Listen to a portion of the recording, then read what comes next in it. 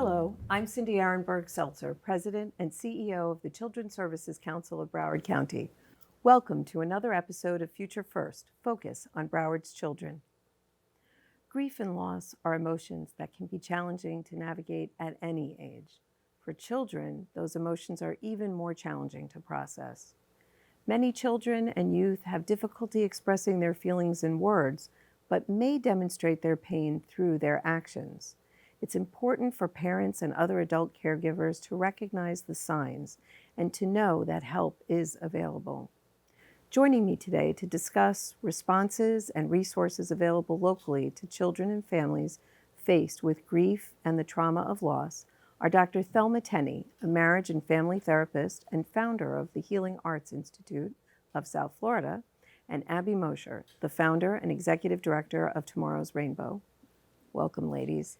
Thank you. Thanks so much. You know, besides just being here, I have to thank you both for the passion and commitment that you have for caring for people who are suffering. Thank you. Thank you.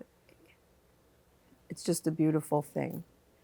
Abby, I want to start with you because I know the founding of Tomorrow's Rainbow was a very personal mission for you, and you've done so much good over the years. Can you please talk a little bit about what caused you to found it and what you do at Tomorrow's Rainbow? Sure.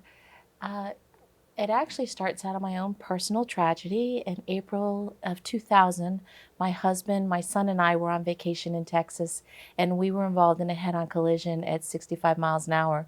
My husband, Paul, was killed instantly, and my son, Dustin, and I were both hospitalized. And while I was in the hospital, I could really just focus on one thing, and that was it didn't matter what it took, I was going to do it to help my son heal from the tragedy. I was a PTA mom, and so I thought I'd come back to Florida and there'd be plenty of resources available to us. And what I found was there was actually no children's grief center in Broward County. So that's when this PTA mom decided she was going to change the way grieving children were treated in our community forever. And you really have done that. Talk a little bit about what Tomorrow's Rainbow is and how it works. Tomorrow's Rainbow is actually a magical little place, a little ranch in Coconut Creek, Florida, where children can be with other children that know what it's like to have somebody important to them die. Our program's based on 2 best practice models, but truthfully, what's most important is the children making connections with other children that have had somebody in their life that was significant to them to die, and how to be able to process those grief emotions in a way that's going to make sense for them. And we do that with the help of miniature horses. They're so cute. I love those horses. They are. You have to give Dolly my best. After being locked up with her 2 years in a row, we've bonded. It's fantastic. Dr. Tennie, how about you and the Healing Arts Institute? What's the story behind that? Much similar to Abby's story, Healing Arts was founded with the mission to end the stigma attached to receiving mental health services and to educate on the awareness of the need for services for children's mental health. So I come from a family with a long history of mental health, and it's my mission and our mission to end the stigma associated with and give children a voice in sharing their struggles with mental health. I'm really glad you talked about that challenge of stigma, and I know it's big all around, but especially in families of color, that has taken on there's a whole other dimension to the shame and embarrassment there. Yes, and I come from a Caribbean background as well as American background, so there is lots of stigma attached to being shamed into not receiving services. So I actually didn't find services for myself until in my 30s. And I see what early intervention and prevention could have done for me. So I strive to help children before we need to take drastic measures. As adults, yes, yeah. Definitely. Let's talk a little bit about how grief and loss shows up, the pain of grief and loss shows up for children. Because as I said in the opening, it's not always, they don't always come to you and say, I'm really sad because of this.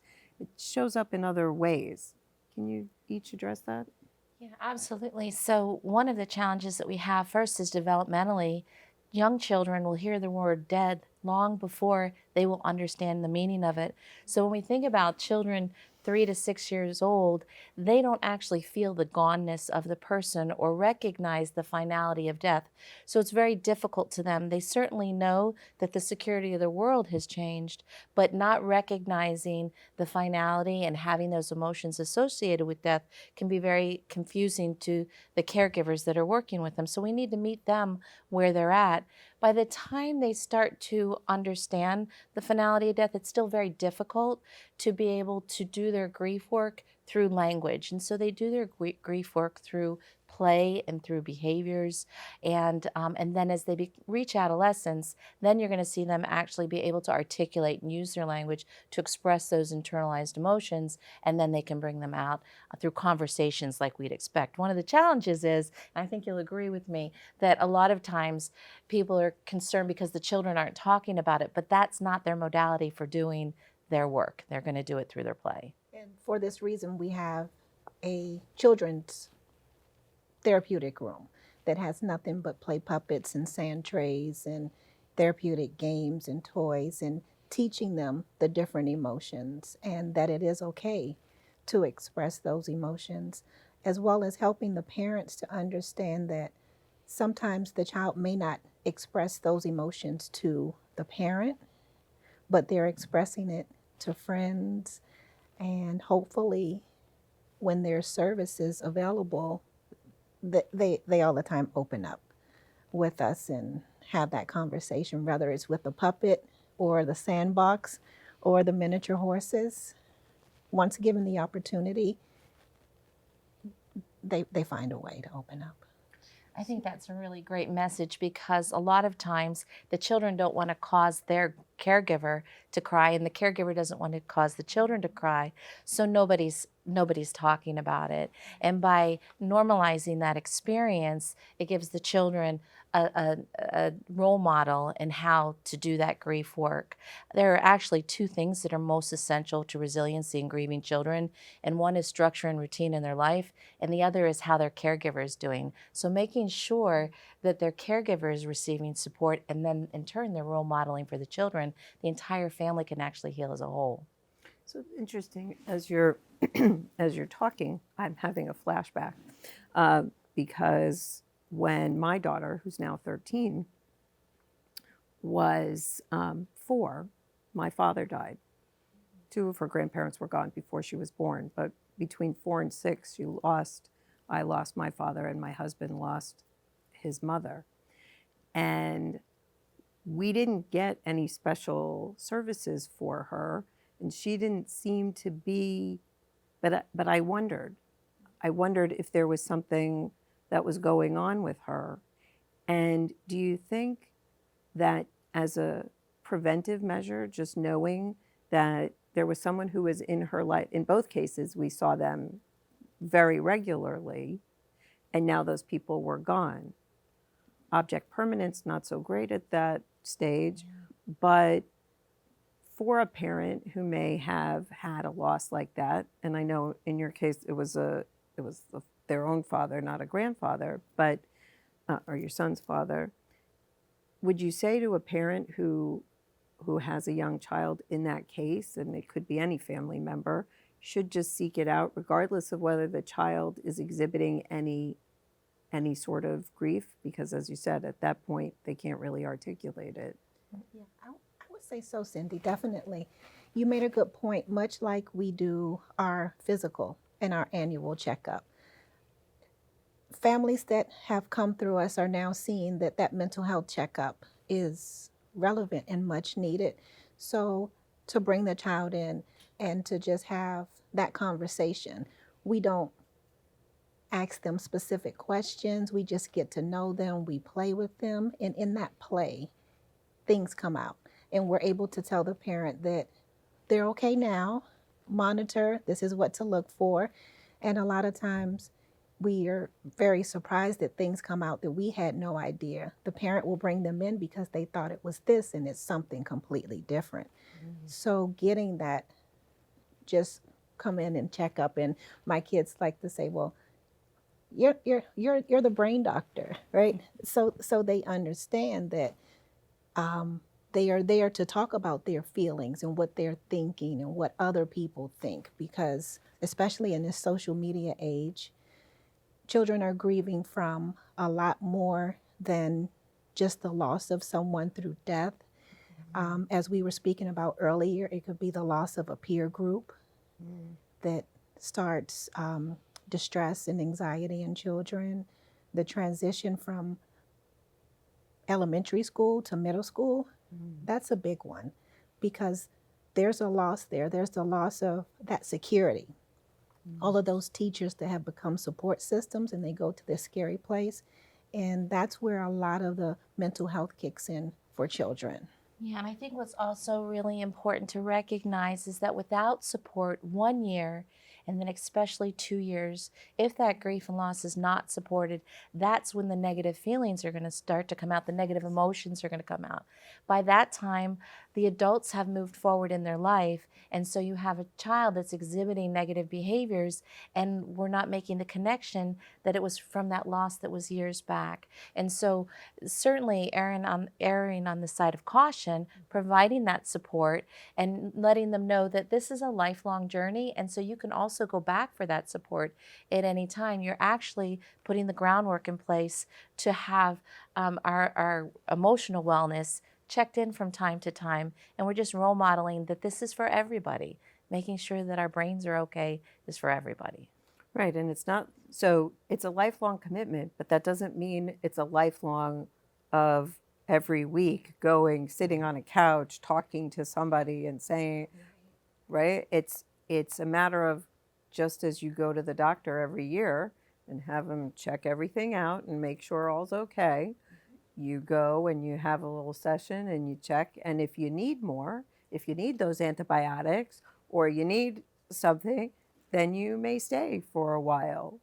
Yes. Until the crisis or until that emotion has been dealt with. Yes. And we've had our children and families come into the office, and the kids are very well aware. And they say, well, I'm okay, but mommy needs to come back some more. So they see, in as much as we don't think they know what's going on with us, they truly do. And to your point, we definitely reach out when someone closes out successful. It's great, but we always reach out at 6 months. Every 6 months, we're calling them. How are you? How are things doing?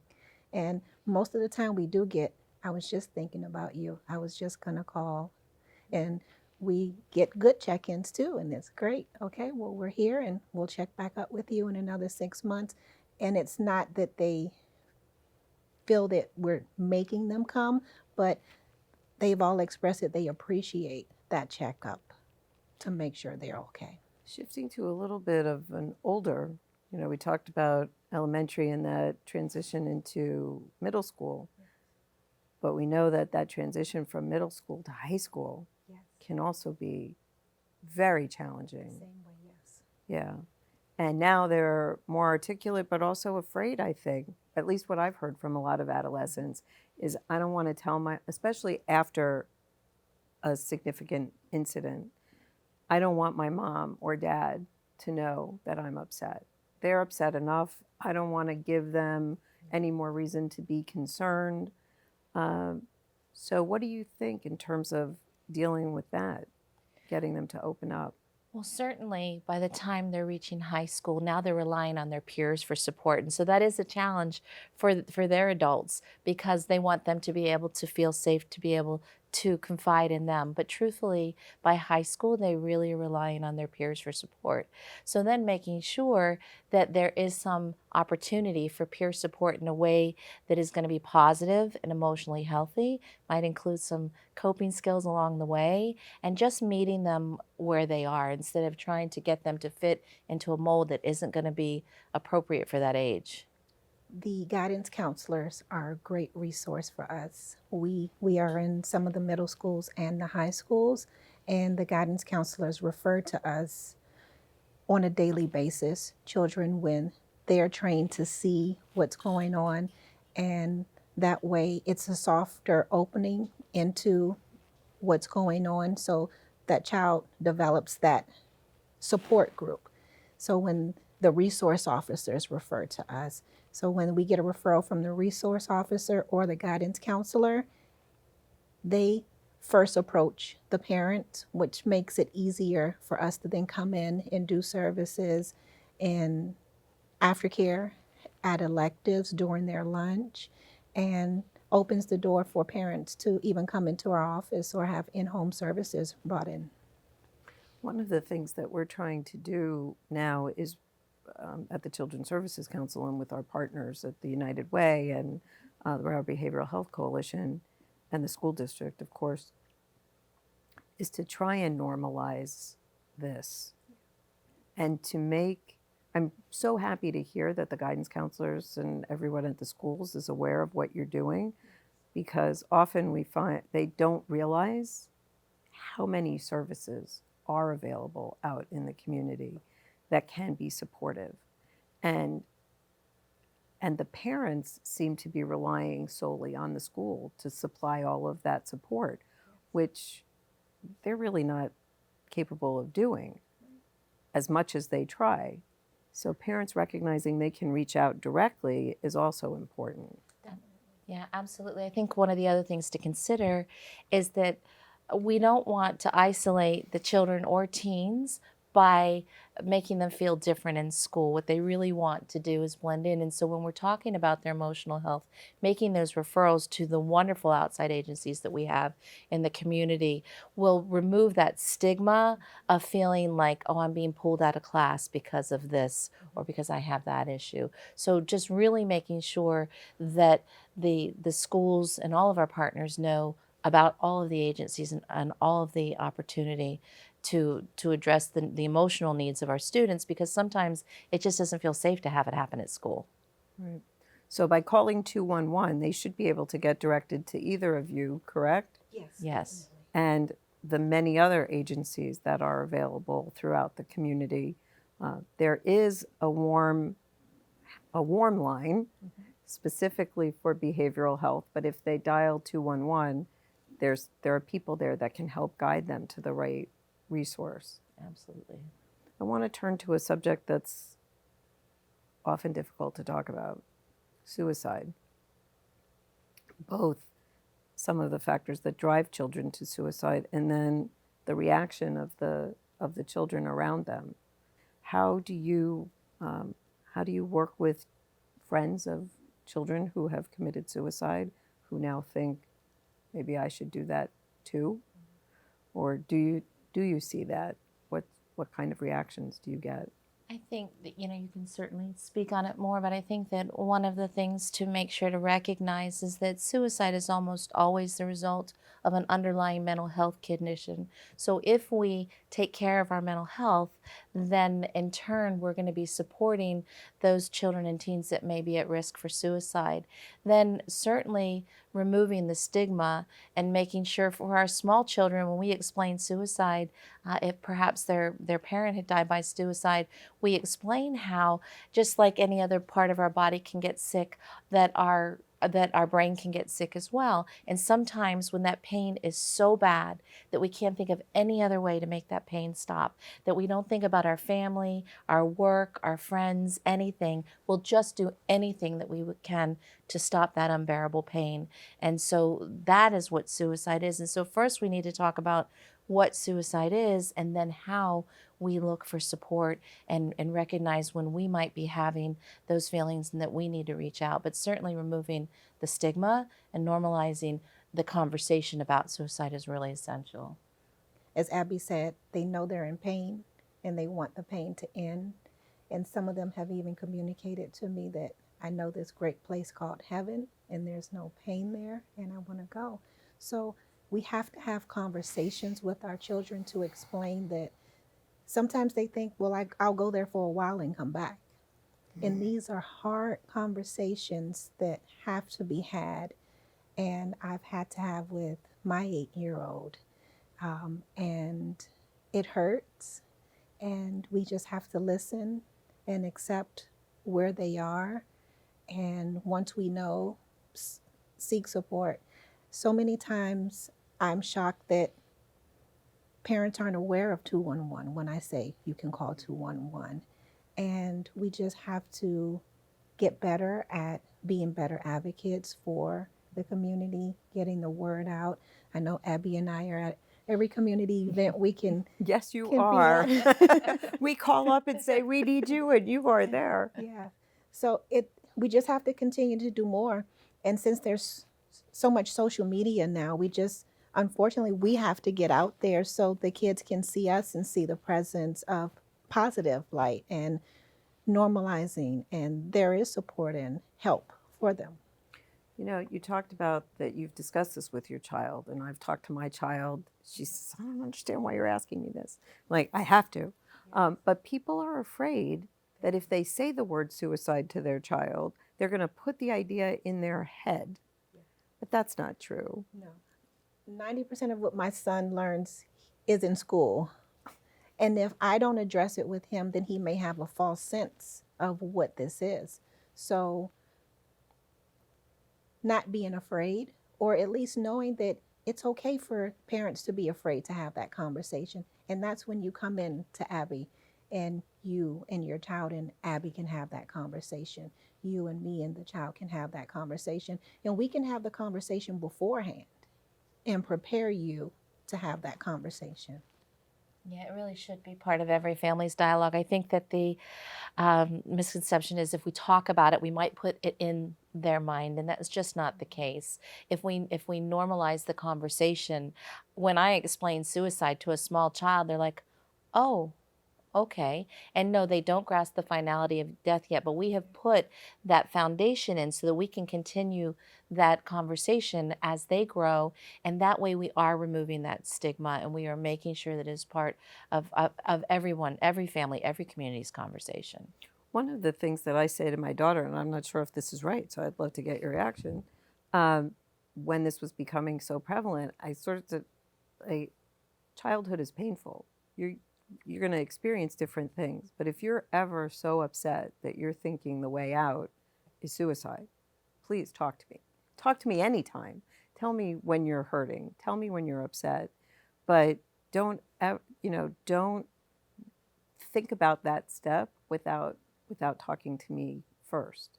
Absolutely. And certainly that will always be an option. We hope that it's one that nobody will take, but you can have that conversation first. That option doesn't go away. I think that it's also just really important for teens. I hear so many times that teens think that they can talk their peers out of ending their life by suicide. And what's most important is that those teens know that you are the best friend, the best advocate when you tell an adult. And if that adult doesn't listen or says it minimizes it, then you tell the next one, and you get louder and louder and louder, because somebody will listen. There is help, and there is help for that unbearable pain. But we just have to keep moving forward and not brushing it under the rug and acting like it doesn't exist. And teens really can't talk other teens out of suicide. It requires a professional like Dr. Tennie. I would like to add that as we have the campaigns for what to do if there's an emergency, call 911. My son knows that if I fall, you call 911. What do you do when a friend is in trouble? If we can start campaigns in the school to call 211, informing the children is going to be the best way, because that way they can get the resources, they can get to an adult. So we've talked about the pain that might lead you to that, or the pain of the grief and so on. What about the guilt? Yeah. Is that something you deal with as well? Absolutely, but I think that what's most important is to hear them, and depending on the child, if that's where they're at, just validating their feelings. If there's some misinformation, we certainly need to correct that. Perhaps a child thinks that because I didn't kiss them goodbye in the morning, that's how come they died, or I told them, I wish you weren't my dad anymore. And truthfully, words like that can't make somebody's body stop working, can't make somebody die. And so I think that it's just really important to validate their feelings, that they are going through that, but then also to show them factually how what they're thinking might not be the case. So we're coming towards the end of our half hour. I told you this time passes so fast. But I'd like any last thoughts that you have in the last couple of minutes that you want to share that I didn't ask you. I just think that you reach out, inform yourselves, just like, when we have our children, we read all the little children's books and everything. The same thing, every family is going to deal with grief and loss, and making sure that we have just as much information about how to manage that in a best practice manner so that it just becomes part of our normal dialogue, I think is really essential. Dr. Tennie?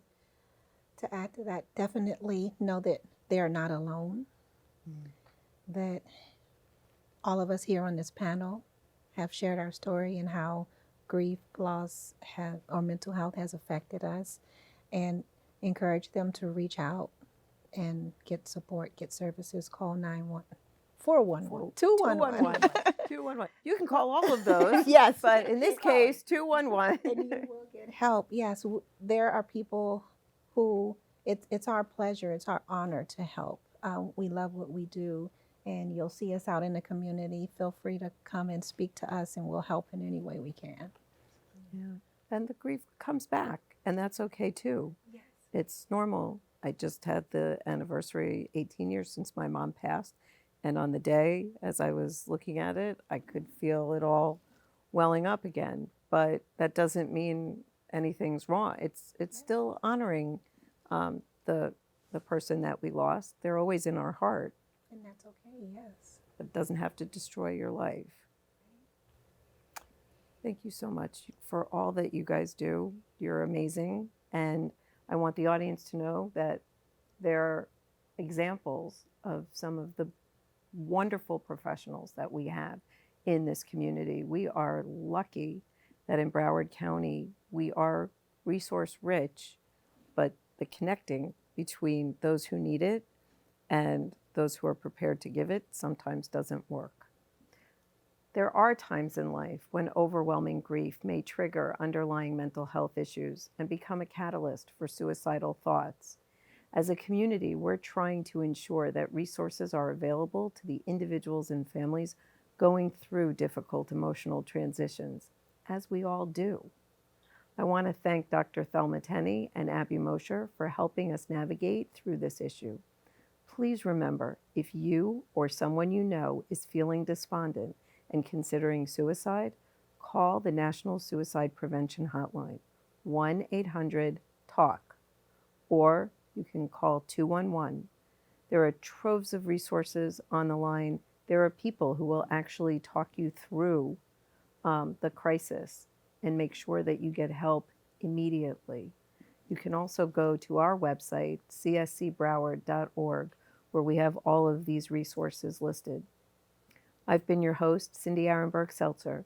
For this or any other episode of Future First, Focus on Broward's Children, go to our website, cscbroward.org, where you can access our YouTube channel, follow us on social media, and remember to join us next time on Future First, Focus on Broward's Children.